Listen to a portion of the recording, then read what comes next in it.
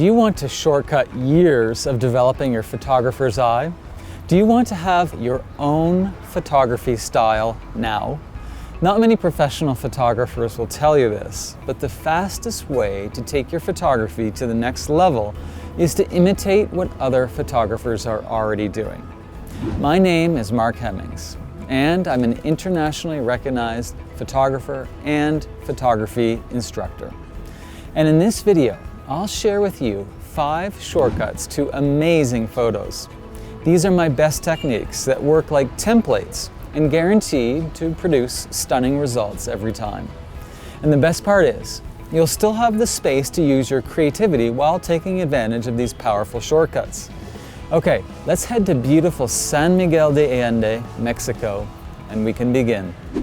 Have you ever heard the term less is more? Well, that really applies to this scene that I have here. Now, do you see the wonderful festive flags flying above the roadway? I really want to capture them. Now, normally, a typical tourist shot would include the cars on the side of the street and any people walking on the street, and that's okay, but we can do better.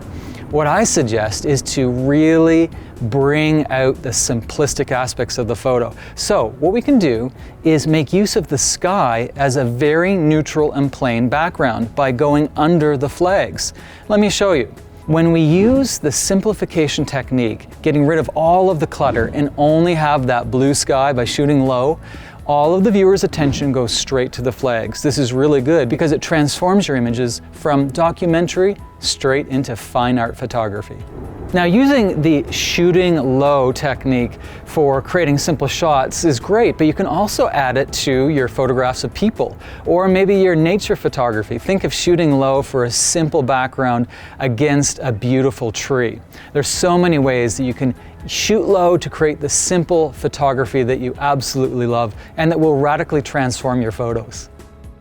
Now, another really great way to add simplicity to your photos is to actually blur the background behind your subject. For example, do you see this beautifully lit greenery behind me? I absolutely love it and I want to get a picture of it. The only problem is if I take a standard shot, I get a lot of background information and a lot of clutter around the picture. Let me show you. Okay, now that was an okay picture, but we have a lot of background information, a lot of sort of clutter in the picture.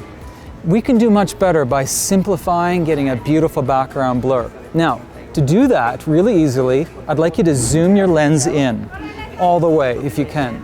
Also, I'd like you to choose the lowest aperture f-stop number. For example, maybe your lens aperture f-stop number has the lowest f-stop of f4 or f2.8. I'd like you to set it to that lowest f-stop number.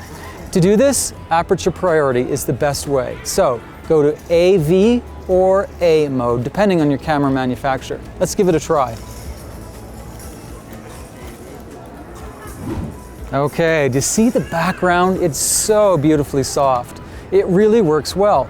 Simplicity is the key, and especially when you have that blurry background, you're going to get it every time. Okay, now another really great tip in order to get simplicity into your photos is to move in close to the subject. Let me give you an example. I have this shot here where I kind of have a nice scene of the red flowers, but there's too much around the picture. However, if I move in really close, I can get a really dynamic, simple picture. Now keep in mind that you don't need a long super telephoto lens for this. Your kit lens will be fine. All you do is just move in. You can zoom in a little bit. Let's take a test shot and I'll show you. Okay, now, as you can see, this picture is much better than the previous one. There's no distracting elements. There's a nice, beautiful, soft background blur. It looks great. So remember, move in closer to your subject, and if you have to zoom in just a little bit, that would be great. Okay, now I'd like to talk to you about what we call burst mode. Now, burst mode can also be called rapid fire or continuous shooting, or sometimes even called sports mode, depending on your camera make and model. What's happening is your camera is taking many very quick consecutive photos one after the other. Because you have a fast-moving subject, you want to get multiple photos because you're not quite sure what composition you want now. Well, rapid fire is the thing for you. So I'm going to actually show you how to do this. First, rapid fire mode is accessible in your camera through your menu system. Now each camera is different. However, it's usually seen with a little icon that has two squares. This is called the rapid fire icon. Now next, I am going to actually do a demo, and I'm going to wait for an interesting vehicle to come down this roadway. I'm on a bridge, and I really want to make sure I have multiple photos in my collection, because at this point I don't know the exact composition that I want for printing and framing. That's the value of rapid fire. Okay, so let's do some shooting.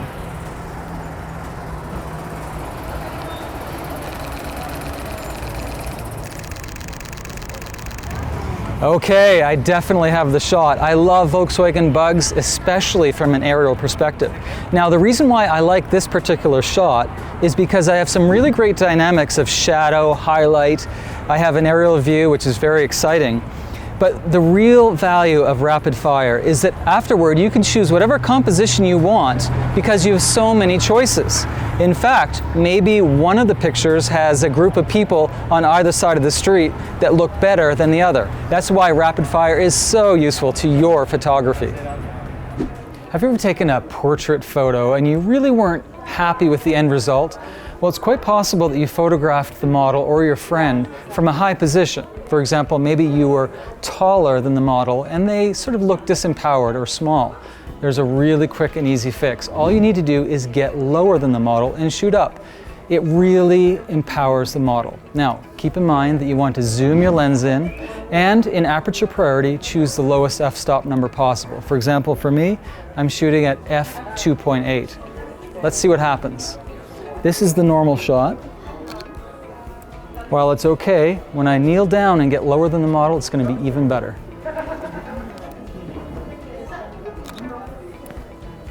Nice. Now let's look at these pictures side by side. As you can see, the shot where I was much lower looks far better, much more drama. Now, another really interesting and dynamic compositional tool is finding elements that are the same. We call them repeating elements. They're the same shape, same size, and usually have 3 or 5 or even more of them.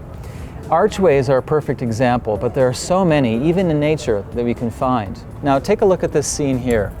We have very beautiful archways. We have about 5 of them, and they recede into the distance. However, they're the exact same size, but when we take the picture, I want to show you what happens. It's really interesting.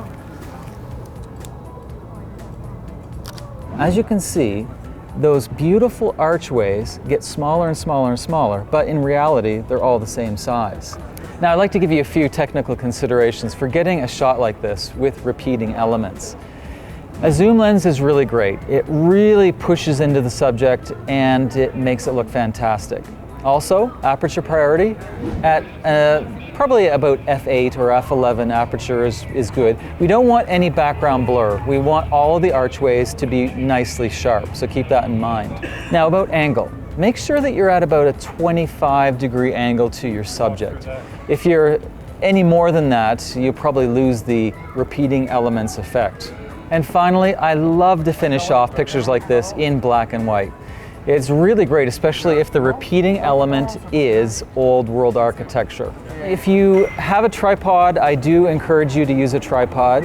However, if it's in the day and you don't need one, then that's perfectly fine. But tripods will always give you a sharper picture. Having your subject sharp, but the background blurred, is one of the coolest photography effects. You can capture a moving car or a cyclist that's fairly sharp, but with motion blur all around. The best way to achieve this result is to use a technique called panning. This is when we track our subject with the camera as it is passing us by.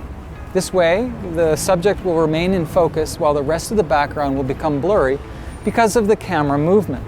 Okay, I'd like to give you an example of just how we do this. Now, I'm going to wait for a really interesting looking car or someone on a motorcycle to go by me, and I'm going to pan my camera to track the subject, and let's see what happens.